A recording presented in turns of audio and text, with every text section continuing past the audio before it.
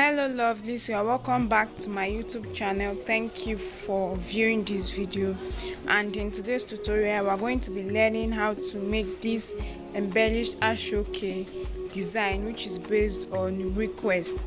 Please, if you are just viewing this channel for the first time, you're welcome. Please kindly do well to subscribe to our YouTube channel, and believe me, you won't regret it. To all our old subscribers who have been watching our videos, following us back to back, leaving comments, thank you so much for the support. I love you all. Now, the materials needed for today's tutorial include your Asooke fabric, your scissors, your measuring tape, your color, matching color of thread and needle, your applique, as well as your gum for embellishment. Design we are working on has two parts. First and foremost, we have the gilly base, which has a pleated band and a handle at the back for tying, and secondly the design which is attached to it by the side, and it's also embellished. Now, starting with the gilly base, we'll be needing 3 different pieces of fabric, and the measurement that I'm going to be using is 23 inches for the length. So you cut out 23 inches 3 times for 3 different pieces of fabric. That is it for the gilly base. And then we're going to go ahead to join each piece of fabric together. Okay, so you just place one fabric on the other and then sew down. Now, like I said earlier, the length is 23 inches, while the width is the width of your fabric. Some fabric come the width comes anywhere between 6 to 7 inches. So we'll place one fabric on the other and then join together the way you join your Asooke fabric. And after doing that, we are going to be pleating one of the Asooke fabric. So when it comes to pleating, you just the normal way you pleat. Start by folding in your fabric and then making your sewing stitch from one end to the other, and then you go ahead again, make another pleat and then sew from one end to the other. If you want to create more steps, you continue in that order until you get what you want. But for this, I'll be creating only 3 pleats. But before then, I have to first join the fabric before creating the pleat. So I'm going to go back and then do that, then get back. In addition to the base, we're also going to be having a handle. So for my handle, I have 2 pieces of fabric here. It is 12 inches for the length and the width is 3 inches. So I got 12 inches by the normal width of my Asooke fabric, which is anywhere between 6 and 7 inches. And then I just divided it into 2. That gives me the 3 inches each.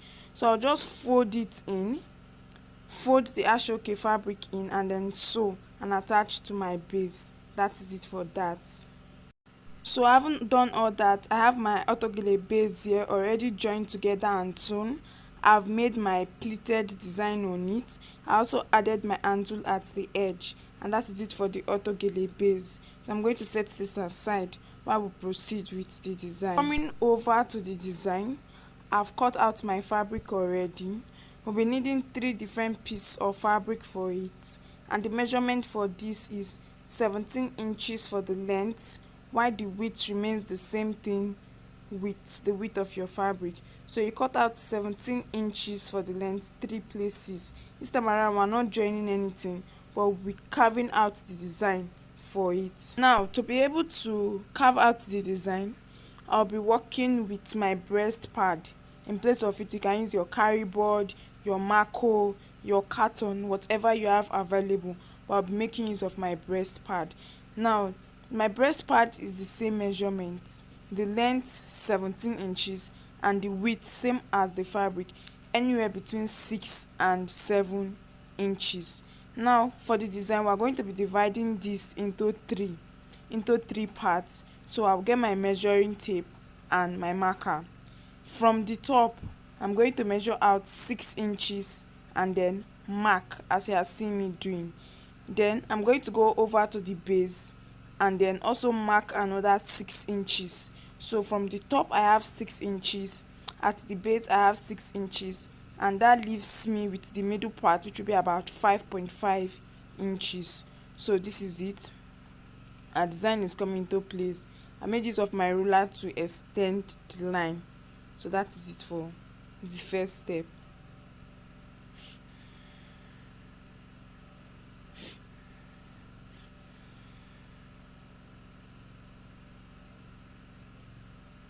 And then having done that, the next thing we're going to be doing is that we're going to be folding the breast pad into two in order to help me locate the middle. And as soon as I've gotten it, I'm going to use my pen to mark that point out. Having done that, I'll get my ruler, and from the middle part I'll make a line to the end of my 6 inches mark for the left side. Then also go over to the right side, from the middle mark make another line in a slant pattern to the end of the 6 inches mark. So I have like a triangle. Now I'm going to fold my work again into two, and then I'm going to be cutting out that line that I just marked, that slant line. Now while cutting it out, I'll give a little bit of allowance, okay, for sewing. When we get there, you understand better. So that is it for this end. I'm done cutting, and I have a triangle shaped edge, a v-shaped edge, and I also have to repeat the same thing for the other side. So I fold into two, as you are seeing me doing, and then I'll fold again into another two, so that both edges are have similar edges, okay, so that the shape doesn't differ that much. And then I'm going to cut off that edge again, and so this is what I will get. The two edges have this pointed, the two sides have these pointed edges. And then the next thing I'll be doing is to get my Asooke fabric, and then I will place my pattern on it.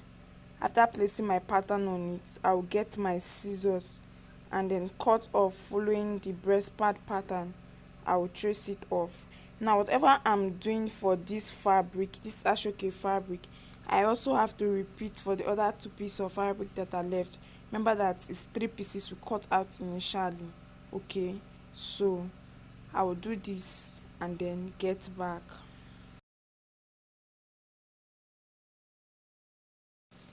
Now that that is all done, and remember you have to repeat it for the other piece of fabric, the next thing we are going to be doing is that we are going to be folding in the edges and then sewing it down. So cutting the fabric has made the fraying edges exposed, and in order to prevent it from fraying further, we are going to fold in that edge and then place on our sewing machine and sew down, or you can as well decide to use gum insofar it comes out neatly. And repeat for the other piece of fabric that you have left. Now I've worked on mine before now, and this is how it is. I have all 3 pieces of fabric here, and the edges have been folded in and then sewn. So we'll go ahead to creating a design. I'll be illustrating with 1 piece of fabric. Now for the design, you start by pleating your fabric. Okay, we'll be making pleats with the middle of the fabric. And as soon as we are done pleating the middle of the fabric, we are going to be tacking it down using our needle and thread. And then this also has to be done for the other 2 pieces of fabric that are left there. So I'll go ahead to secure this by tacking. I'll tack a couple of times until I'm sure that it is well secured.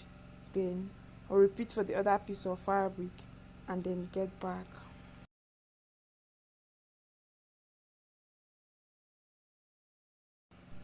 And then right here I have all 3 pieces of fabric sewn together. Now the way we are creating our design, we are dividing it into two fabrics will be together to give us the front view, and then the last fabric is going to be placed at the back for the back view. So I'm going to go ahead to join the first 2 pieces of fabric together, which will be for the front view. So as you can see, I'm going to be tacking at the middle part first to secure both together. And then as soon as I'm done tacking, you can see that the upper part is open as well as the lower part. You can then apply your gum in order to close that part up, the upper and the lower part, or better still, tack down using your needle and thread. So you either tack down or glue down that open end to secure it together. Then flip your work over to the wrong side. Place the fine side of the third piece of fabric on the wrong side of those first two. So the fine side of the third piece of fabric should be on the wrong side of the first two, and then make use of your needle and thread to tack down all three pieces together. Ensure that it's well placed and well positioned. Now I'm done tacking, and this is how it looks like.